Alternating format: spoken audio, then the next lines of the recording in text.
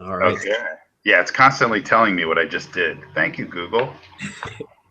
Right. Eric Larkin here with Dwarf+Giant, the official blog of the Last Bookstore. And I'm here with Lucio Rodriguez, one of our Last Bookstore writers, and the proud owner of a hard-earned, well-deserved MFA. Well, And right? there was work. Yeah, there was work. Yeah. The part is up for debate. I had the idea for a while to do a post that was books as games, and I didn't know which way to go. Like books that are games, books that should be games.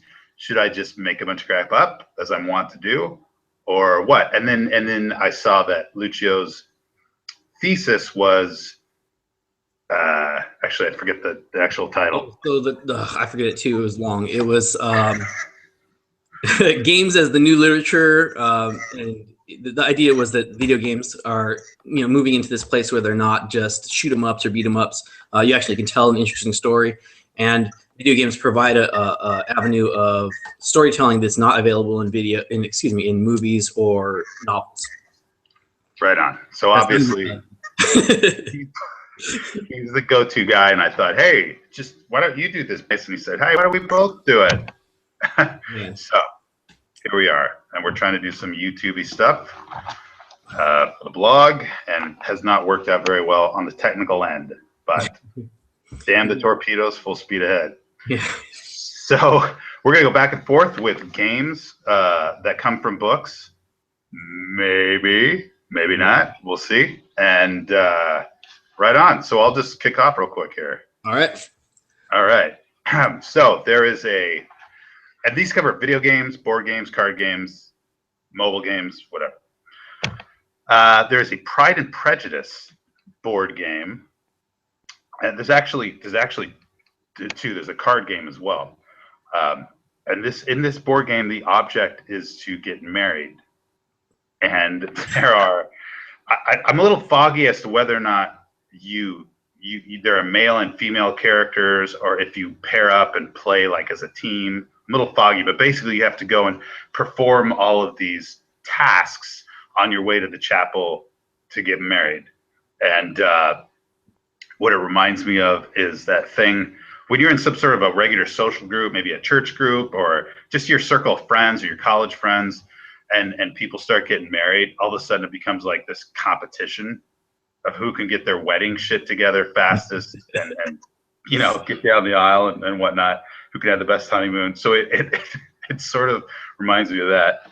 And alongside that, though it's a separate game, is this card game called Marrying Mr. Darcy. Oh. And there's some copy for this that says it better than I possibly can. Players work to improve themselves and attract the attention of the available suitors. The ladies do this by attending events and improving their characters, but advantage can be gained by the use of cunning. All of their efforts are in hopes of marrying well and becoming the most satisfied character at the end of the game. And I was thinking, on one hand, the people that would actually appreciate the heritage of this game, that it comes from great literature and so forth, are also the only people that would be sort of mildly offended by it. So, except that, I mean, maybe in some feminist way of looking at it, so many games, so much of the culture and movies and stuff is some big macho dude rescuing the princess. Like women always need men's help to, be saved or whatever. But this is sort of the flip of these women are saving Mr. Darcy from a life of stark bachelorhood. No. But nice. I don't know. Nice. I'm trying to give him the benefit of the doubt. Okay, what do you think? Guess time. So I've mentioned this to you before, but where I'm looking right now, there's a wall of board games. It's around, I think in this room there's about 700. Oh my God. So I'm a little bit embarrassed if I get this wrong, but I'm going to guess that those are correct. Those are actual things. Okay. Whew. 100% real. I would be shunned from the board gaming community. Nice mug, by the way. All right, Yeah. so mine. Let's do actually. So you went classic. I'll go classic. So mine is a it's a card game. So a few years back, there's a like, kind of this move for a minimalist card games. So games that have very limited number of cards or components, maybe a tiny board. Um, so there's things like a game like Coin Age, which is kind of Risk-esque, but it's basically the size of a business card, and you use a couple little tokens. Let's see, Love Letter. The whole game is about 16 cards. So this game is called Wherefore Art Thou Romeo? It's a bluffing game based on Shakespeare's Romeo and Juliet. Each turn, someone is Juliet, and that player has to find Romeo. All the players have one card, and they keep it hidden. They try to convince Juliet that their card has Romeo on it. Then the whole game is only 5 cards. I love that you said it's a bluffing game. Yeah, it's like a romance thing, and it's a bluff. yeah.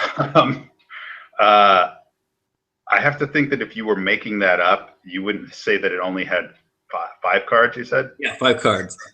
So it's probably real. Yeah. See, it seemed ridiculous. It's true, and it also does have a zombie expansion. Of course.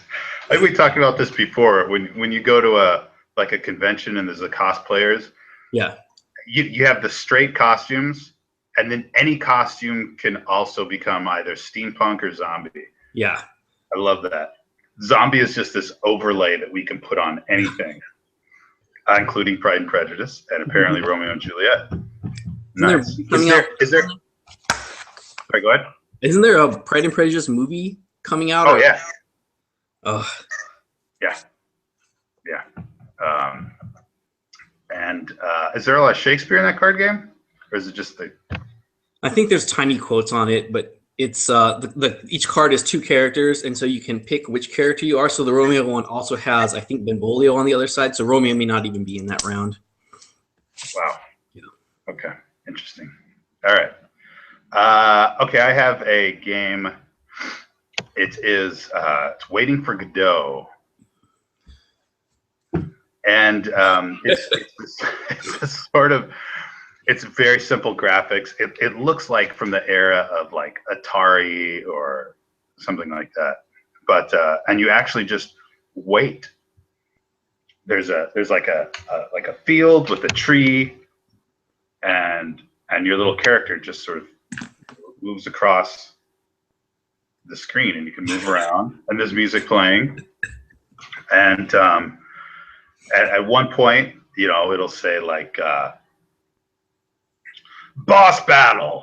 Oh, geez. The music intensifies, and you're still just kind of moving, and then the screen will go blank, and it'll come back up, level 2. And nothing happens. Yeah. This sounds amazing. This sounds so amazing. Oh yeah. Oh, my high school teacher was a big fan of that book. But play, right? Play book. I don't recall. It's a play. Okay, it's a play. Unfinished, if I'm remembering correctly. Really? Is that a joke? No, I'm not. It would be really funny if like this play is about waiting for Godot and there's no actual end to the play. Let's suppose it's this big like existential thing, and Godot never shows up, and then years later, you find these secret papers, and Becky's like, "Oh, I gotta finish the final act of Waiting for Godot," when Godot shows up. Yeah, no. I like this idea. I'm gonna guess no. I like this idea though. This is amazing. No, it's real. It is real. It's real, and apparently, they received a cease and desist letter. I assume from the estate of Samuel Beckett or something, and so they had to change the name, which to me is about as funny as the game itself. But, that is amazing. Yeah, there's a video for this. I'll put it down there. It is real. So, are you going to do show notes? That's just more work for you. I mean, you could. Well, I want to do the I don't want to do the transcript. I'm probably going to do the transcript. Okay. All right. So let's see. I will go with actually I'll go with a video game here for my next one. So the book Ender's Game. Actually, it might be in this room I'm in. So I hope people are familiar with Ender's Game, that's the military sci-fi novel written by Orson Scott Card. You've read it. Right. Aside from the social and philosophical questions that are in there, the thing I really kind of latched onto, I think kept me interesting, was they have that real long section where he's in that school, and they have those battle room sequences. So it's that low G tactical strategic or tactical fighting game that they play. So the game is Ender's Game Battle Room. It's a multiplayer action game focused on that part of the book, the 0G battle rooms. And just in the book, the goal is to use your flash gun to freeze the other team or to surround the opposing team's gate and then pass through it. So just as in the novel, it's good to go in with a general strategy, but the on-the-fly tactics and team coordination are what usually win. And the coolest thing, just like in the novel, is that just as they change the rules on Ender, without telling him, sometimes the same thing will happen in the game, and you have to make on-the-fly decisions to account for those. Wow, that sounds cool. I hope that's a game. I hope so too. It was Xbox had been planning to make this game, and like a few years back, a few years into production, it sounds like they actually just canned it. So fruition. It sounds so cool, right? It's kind of a no-brainer. Yeah. And, is that the combat game too? Like, who has that? Say again? Like, no one has like a 0G combat game. That would be amazing. Yeah. Did they can it because the movie tanked, or no? It was a long time before the movie. It was I want to say 2010 or 2013. It's one of those. Huh. That would have been, I think, right before the movie. A year or two. Interesting. Yeah. That's too bad. Okay, I have. This is cool. This is called 80 Days. 80 Days. An iPhone game. It's very recent, so this might not be a surprise to anyone who plays games on their phone. It's based, of course, on Jules Verne's Around the World in 80 Days. Yeah. And obviously, you know, you're going around the world and you're trying to, just like in the book. But what's interesting is you don't play Phineas Fogg. You play Passepartout, his manservant. Okay. And what it is, you have to do. It's really interesting. It's like you're not just going around punching people and shooting things and stuff like most games. You're doing all this actual real work. You're planning itinerary. You're selecting and arranging transportation. All these logistical things, and interacting with different personalities around the world. It's partly text-based, but more than just a choose-your-own-adventure. It's very detailed and very replayable. Okay. This sounds actually vaguely familiar. I think it is a real game. Yeah, it is. Yeah, it sounds amazing. Although it reminded me of my time as a personal assistant, which would actually be a really shitty game. But if you're traveling like this, it sounds pretty cool. Yeah. Very successful game. Great idea. I mean, apparently you can take multiple trips and it's different every time. I don't know. Yeah. I haven't been, but some randomly generated stuff. That sounds cool. Yeah. All right, so that sounds good. I actually may have to check that out. Right? With all my spare time. Yeah. All right, so let's see. My next one. Okay, and we had talked about this before. As we were kind of looking into this, it was harder to find a book that didn't have some kind of game based on it. So I started kind of trying to go out of my way to find some weird stuff. So let's see. So this is the one that I actually was surprised there wasn't more games based on Moby Dick. So I mean, ignoring there's like a dozen free to play web browser games where you're either a whale eating sailors or a sailor eating whales. So I did find the Search for Moby Dick. It's a mix of like a text heavy adventure game and a roguelike. So if you're not familiar with roguelikes, a roguelike is basically a video game where you're doing something, and if you die, you start all the way at the beginning, which sounds aggravating, but usually the point is that you either learn patterns or you learn like, oh, this is safe for me to do. This is risky. It's kind of like a mitigation game, like a risk mitigation game. Like Dragon Slayer. Yeah, yeah, yes. And then in this one, so there's a little bit of balancing act because if you take more risks, you can bring in more money, but it puts your crew at risk.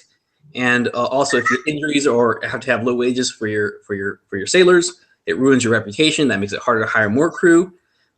You also need to use your money to buy supplies and upgrade your equipment. And just like in a roguelike, if you die, you start all over, so you lose all that. But you can do certain achievements, complete certain tasks. Those allow you to carry small portions of that stuff over. The whole game is probably about 5 hours once you have like a good run. Let's see. I think that's it. Yeah. That sounds real.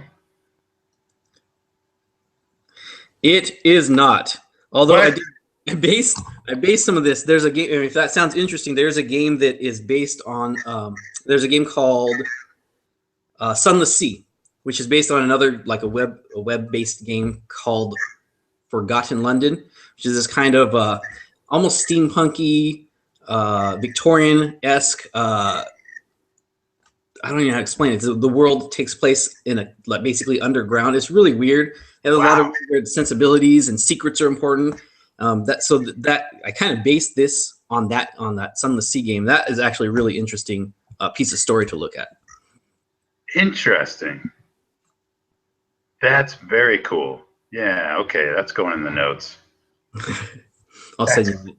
There are a ton of Moby Dick games. That's why I assumed that was real. Yeah. There's a ton of really awful whale hunting and eating sailors games. It's basically all that I found. Yeah, love it. Okay, we lost Umberto Eco recently, right? Yeah.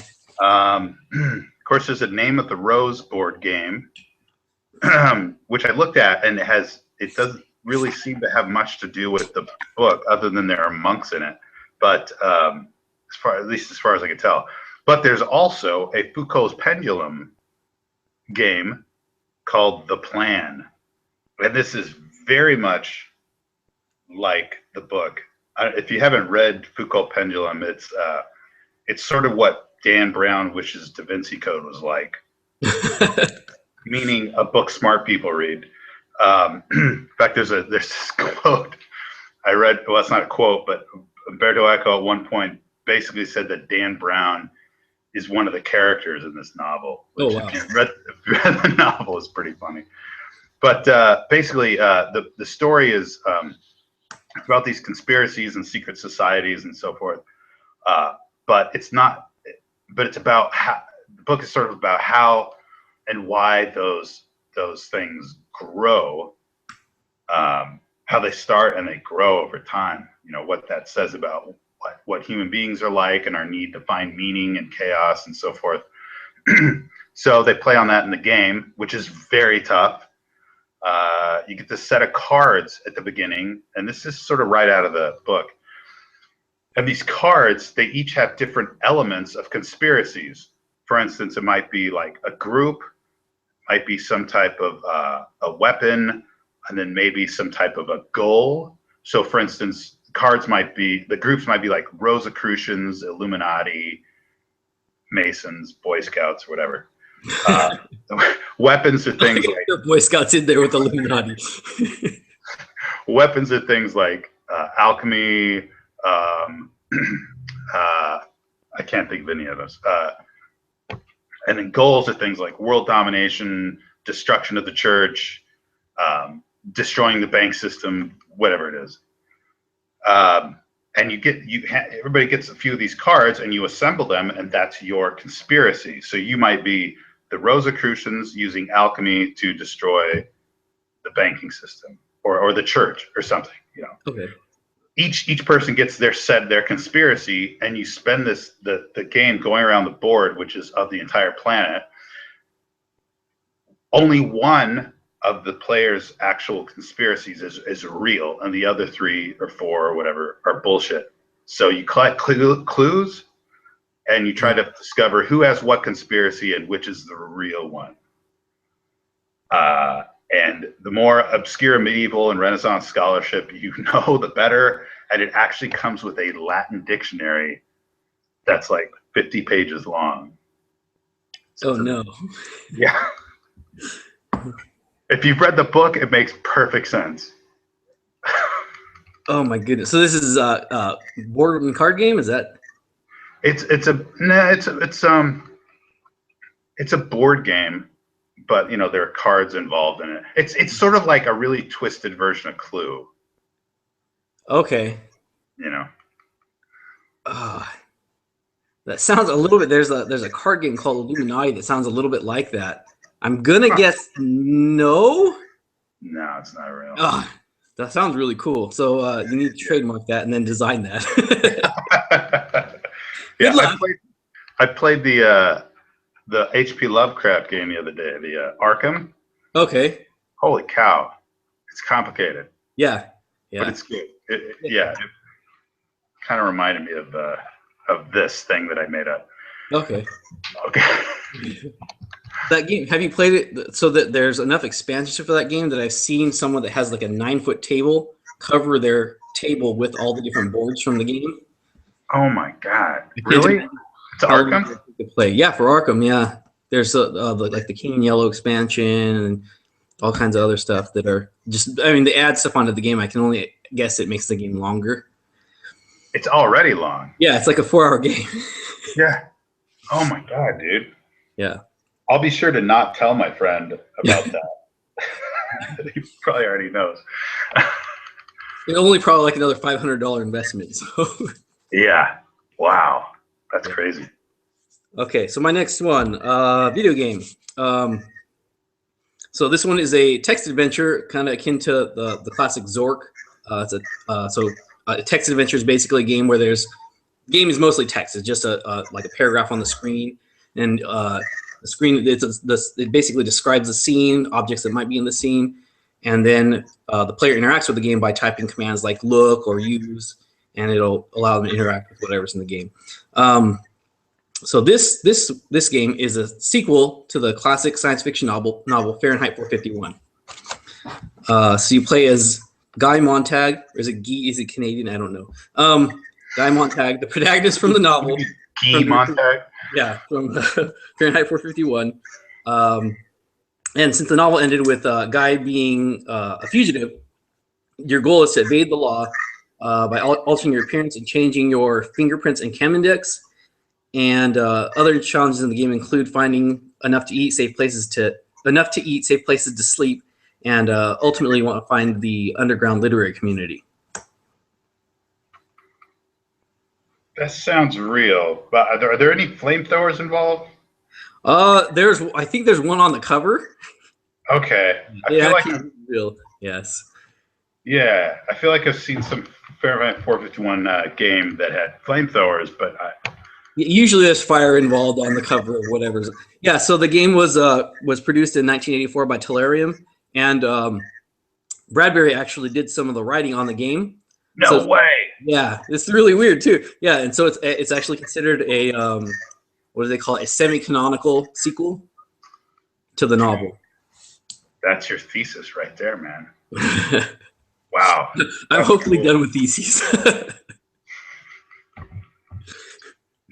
Oh, that's amazing. I would totally play that. Okay, I want to check this recording. Okay, so you want to stop here and then we can start up again? We'll make it a two-parter. Yeah, that sounds good. I'm just curious about the length. Okay.